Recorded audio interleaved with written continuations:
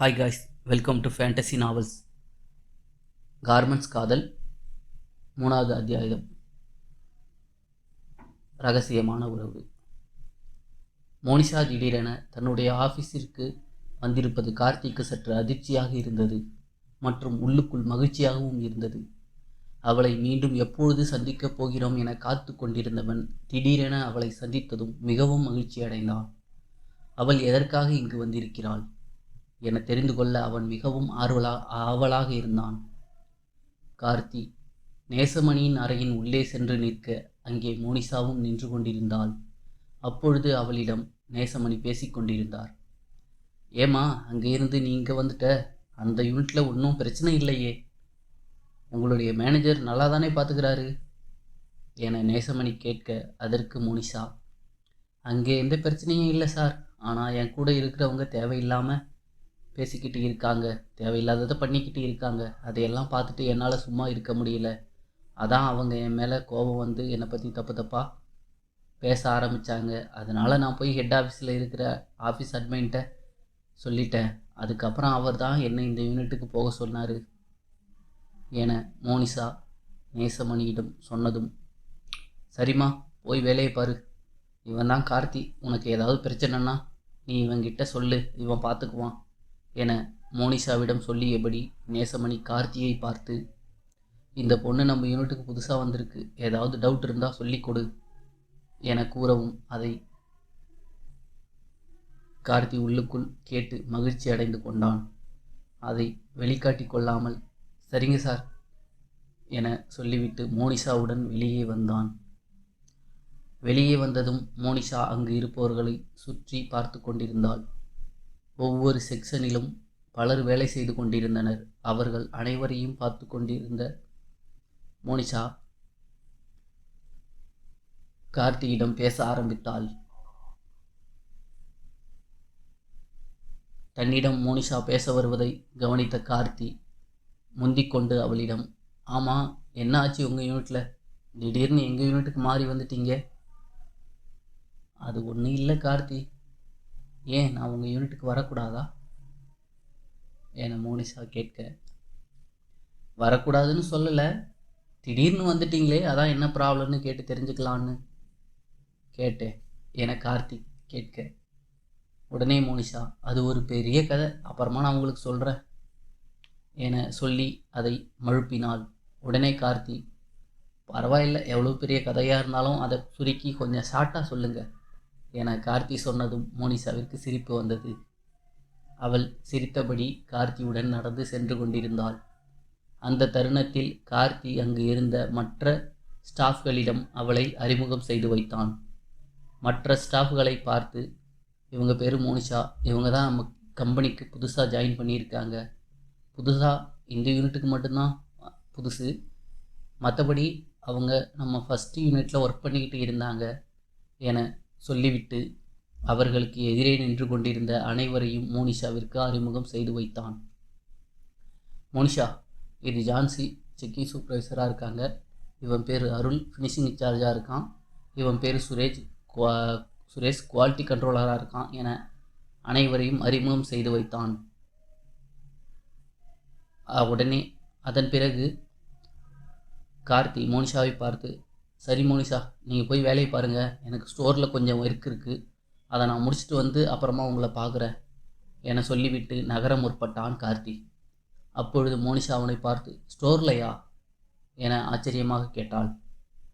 ஆமாம், ஸ்டோரில் தான், நான் தானே இங்கே ஸ்டோர் இன்சார்ஜ், அதனால் எனக்கு ஸ்டோரில் தான் வேலை என கார்த்தி சிறிய புன்னகையுடன் கூறினான். உடனே மோனிஷா, நிஜமாவா, நீங்கள் தான் இங்கே ஸ்டோர் இன்சார்ஜா? என்னால் நம்பவே முடியலை என சொல்லவும், நம்பவே முடியலையா, ஏன், எதனால் என கார்த்தி அவளை பார்த்து கேட்க, அப்படி இல்லை, நீங்கள் அடிக்கடி வெளியில் போகிறதுனால அவுட் சோர்சிங் அப்புறம் ப்ரொடக்ஷன் ரெண்டையும் சேர்த்து பார்த்துக்கிறீங்கன்னு நினச்சேன், ஆனால் ஸ்டோர் இன்சார்ஜ்னு சொல்கிறீங்க. ஆமாம் மோனிஷா, நான் தான் இங்கே ஸ்டோர் இன்சார்ஜ். அப்பப்போ வெளியில் இருக்க ஒரு சில வேலைகளை நான் பார்ப்பேன், அதனால் எனக்கு மற்ற யூனிட்டுக்கு வர அடிக்கடி வாய்ப்பு கிடைக்கும். அப்படி தான் உங்கள் யூனிட்டுக்கும் நான் அடிக்கடி வந்து போவேன்.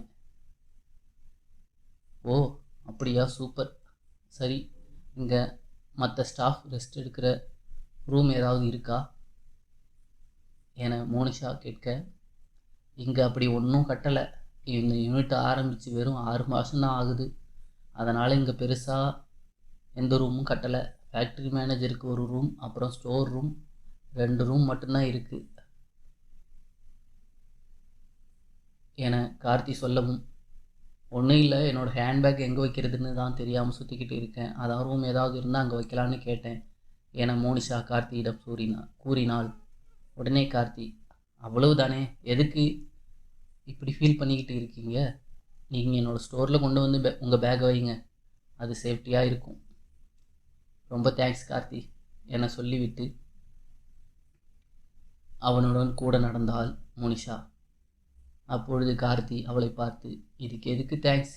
நாம் இப்போ ஒரே யூனிட்டில் ஒர்க் பண்ணுறோம், இப்போ நம்ம கொலீக்ஸ் ஆகிட்டோம், அதனால் தேங்க்ஸ் தேவையில்லை என கார்த்தி சொன்னதும் மோனிஷா அழகாக புன்னகைத்தபடி அவனுடன் நடந்து வந்து கொண்டிருந்தாள். பிறகு அந்த யூனிட்டின் கடைசி மூலையில் ஒரு ஸ்டோர் இருந்தது. அங்கு அவளை அழைத்து சென்றான் கார்த்தி. ஸ்டோர் அந்த யூனிட்டின் கடைசி மூலையில் இருந்ததால் அங்கு அடுக்கி வைக்கப்பட்டிருந்த ஃபேப்ரிக் ரோல்கள் அதை மறைத்திருந்தன. ஸ்டோரில் நடப்பவை எதுவும் வெளியே தெரியாத அளவிற்கு ஸ்டோரின் கண்ணாடிகள் ஒன்வே கிளாஸால் பொருத்தப்பட்டிருந்தது. ஸ்டோரின் உள்ளே இருந்து வெளியே பார்க்க முடியும், ஆனால் வெளியில் இருந்து ஸ்டோரின் உள்ளே என்ன நடக்கிறது என யாருக்கும் தெரியாது. ஸ்டோரின் உள்ளே வந்த மோனிஷாவிற்கு அந்த இடம் மிகவும் பிடித்திருந்தது. வேலை இல்லாத சமயங்களில் மற்றும் போரடிக்கும் சமயங்களில் இங்கு வந்து அமரலாம். இங்கு நாம் இருப்பதை யாராலும் கண்டுபிடிக்க முடியாது. மற்றும் ஸ்டோரில் ஒரு கேமரா கூட வைக்கவில்லை. மற்ற இடங்களில் கேமராக்கள் இருக்கின்றன. ஸ்டோர் நமக்கு மிகவும் பாதுகாப்பான இடமாக இருக்கும் என நினைத்தாள் மோனிஷா. ஸ்டோரில் தன்னுடைய ஹேண்ட்பேக்கை வைத்துவிட்டு வெளியே சென்று தன்னுடைய வேலைகளை கவனித்துக் கொண்டிருந்தாள் மோனிஷா.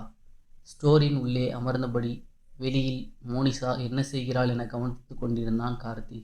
அன்றைய நாள் முழுவதும் அவனுக்கு வேலை செய்யும் எண்ணம் கொஞ்சம் கூட இல்லை. ஸ்டோர் ரூமில் உள்ளே அமர்ந்தபடி வெளியே இருக்கும் மோனிஷா எங்கெல்லாம் செல்கிறாள் என அவளையே பார்த்து கொண்டிருந்தான்.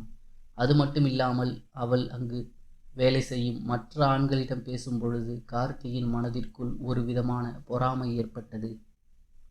அப்படி வேலை நடந்து கொண்டிருக்க ஈவினிங் டீ பிரேக் வந்தது. அந்த சமயத்தில் சற்று ஓய்வெடுக்கலாம் என நினைத்து மோனிஷா ஸ்டோர் ரூமை நோக்கி நடக்க ஆரம்பித்தாள். அங்கு உள்ளே அமர்ந்து வெளியே நடப்பதை பார்த்து கொண்டிருந்த கார்த்தி மிகவும் மகிழ்ச்சியாக அமர்ந்திருந்தான். ஏனென்றால் மோனிஷா தற்போது ஸ்டோர் ரூமின் உள்ளே வரப்போகிறாள். அவளுடன் சற்று நேரம் பேசிக்கொண்டிருக்கலாம் என நினைத்தான் கார்த்தி. உடனே அவன் வேகமாக எழுந்து சென்று ஸ்டோர் ரூமின் உள்ளே வேலை செய்வது போல நடிக்க ஆரம்பித்தான். ஸ்டோர் கடைசியில் வைக்கப்பட்டிருப்பதால் ஒரு ரேக்கில் இருக்கும் தையல் நூல்களை சரிபார்ப்பது போல பார்த்து கொண்டிருந்தான். அப்பொழுது உள்ளே வந்த மோனிஷா அங்கு கார்த்தி இருப்பதை கவனிக்காமல் தன்னுடைய புடவையை சரி செய்ய ஆரம்பித்தாள். அவள் அவ்வாறு சரி செய்யும் பொழுது அவனை மீறி அவளை கண்ணிமைக்காமல் பார்த்து கொண்டிருந்தான். மோனிஷாவின் சேலை மாறாப்பு விலக அவளது அழகான ஒரு பக்க முன்னழகு அப்பட்டமாக வெளியே தெரிந்தது. அத்தகைய நிகழ்வை கண்டவன் எதுவும் பேச முடியாமல் அப்படியே சிலை போல நின்றான். அவளது அழகு அவனை ஆட்டி படைத்தது.